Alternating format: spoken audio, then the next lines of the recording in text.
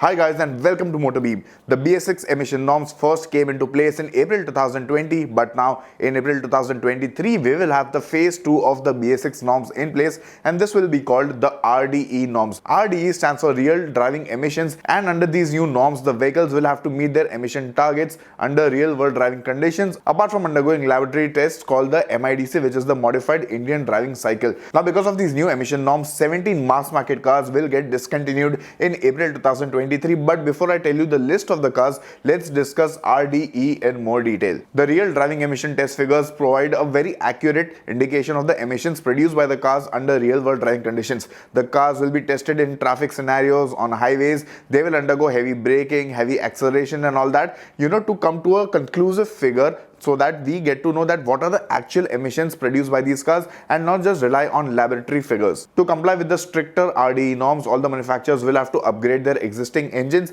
and the cost of this might be a bit on the higher side. So coming to the list of the cars that are going to get discontinued, we will start off with Mahindra. Mahindra will discontinue the KUV 100, the Marazzo and the Alturas G4. The KUV 100 will get discontinued because it is at the end of its life cycle, so it doesn't really make a lot of economical sense to upgrade the engine of that car, because anyway sales are low and the car will anyway get discontinued in the near future. So the car will be stopped in April 2023. And coming to the Marazzo came out in 2018 and the sales are quite low. It barely sells in a few hundred units a month, so it doesn't make sense for Mahindra to upgrade this car. The 1.5 liter diesel engine on the XUV 300 and the Thar rear wheel drive will continue though. And now coming to the Alturas G4, the G4 is again at the end of its life cycle and it is not really selling a lot. The Scorpio N and the 700 are selling in really big numbers, so again it doesn't make sense for Mahindra to upgrade the Alturas G4.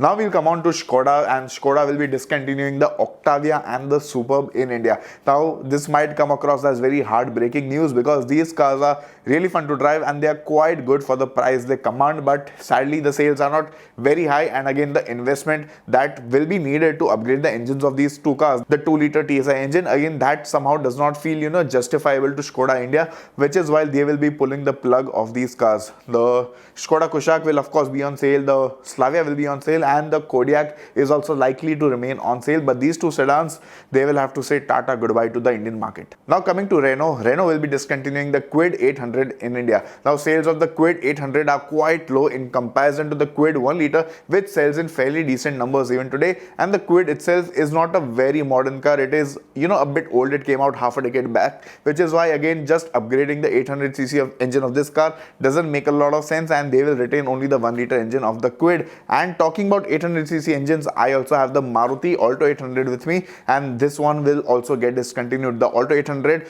in its current generation is actually a bit old and at the end of its life cycle, and of course people are preferring the Espresso, the Wagoner and the Alto K10 a lot more actually, which is why again Maruti doesn't feel the need to upgrade the Alto 800, which is why it will be discontinued for now. But in the near future or maybe in the later future, we might see a new generation of the Alto 800, but that is still a distant possibility. Now we'll move on to Nissan, and Nissan will be discontinuing the Kicks in India. The Kicks came out almost 4-5 years back, and again it is at the end of its life cycle. Sales are negligible for the Kicks, hardly anyone buys it now, so of course it does not make sense for Nissan to upgrade the 1.3 liter turbo petrol engine of the Kicks or even the 1.5 liter naturally aspirated petrol engine, which is why it will be pulled off from the market. Now we'll move on to Korean automaker Hyundai, and Hyundai has a lot of hot selling cars in India right now. A lot of them are offered with diesel engines also, but Hyundai will be pulling off the plug on the current generation Verna because it is at the end of its life cycle. The new generation Verna is expected towards the end of 2023,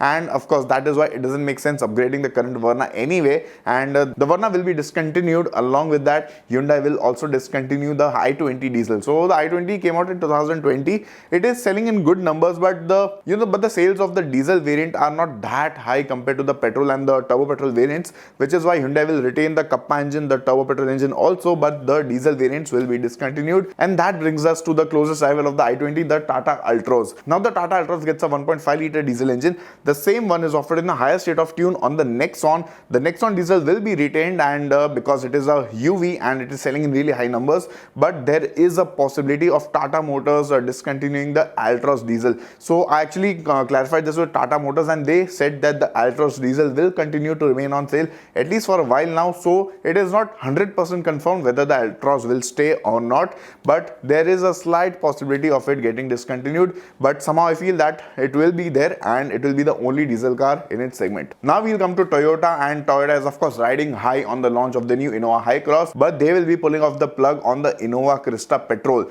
Now the Innova Crysta is a fairly outdated car. It came out in 2016. The diesel will be on sale again, but the petrol variant of the Innova Crysta will be discontinued because sales of the petrol Crysta are not very high, and of course it does not make sense for Toyota to spend so much money in upgrading that engine when they could use that same amount of money elsewhere. And now we move on to Honda, which is a big Japanese automaker, and they will be discontinuing the most number of cars in April 2023. Honda will be discontinuing the Jazz, the WRV, the Amaze Diesel, the City 4th generation petrol, and the 5th generation City Diesel. Yes, Honda will be discontinuing a lot of cars, so it is time to say bye-bye to the 1.5 liter iD-Tech engine of Honda, which was in service for almost 10 years. It came out way back in 2013 with the Amaze and then with the 4th generation City, but now it won't be on sale anymore. So the Honda Jazz is at the end of its life cycle. Sales are not very high right now, so it will be discontinued. The WRV is based on the Jazz, so eventually even that will be discontinued.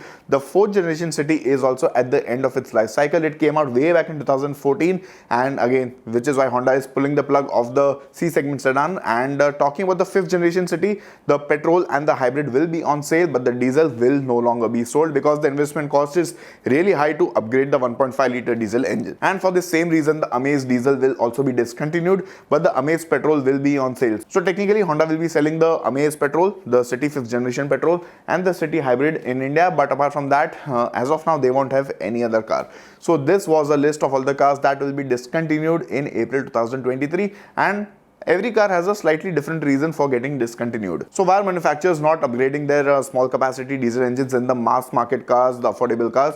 Now there are two reasons for that. Until now, the diesel engines, these small diesel engines used to have the NOx technology, for the emissions. But now with the phase 2 of the BS6 norms, all the engines will have to compulsorily move to the SCR, which is the selective catalytic reduction system, which is quite expensive in comparison to the lean NOx system. So the cost of the upgradation of the engine comes out to be quite high, and it does not justify in case the vehicle is selling in really low numbers. So which is why most manufacturers are phasing out their diesel hatchbacks and small cars, because in the last few years the sales of petrol cars and CNG variants has gone through the roof, but the sales and the demand for diesel cars has come down drastically. Now it doesn't make sense for manufacturers to discontinue the diesel engines on their UVs, the compact SUVs, and even the big size SUVs, which is why cars like the Nexon, the Creta, and of course the Kia Seltos, all these diesel variants will continue to remain on sale. Even the Venue and the Sonnet will remain on sale in the diesel variants. Talking about big capacity diesel engines, the 2 liter engines and the above capacity engines, all of these engines made the shift to the SCR system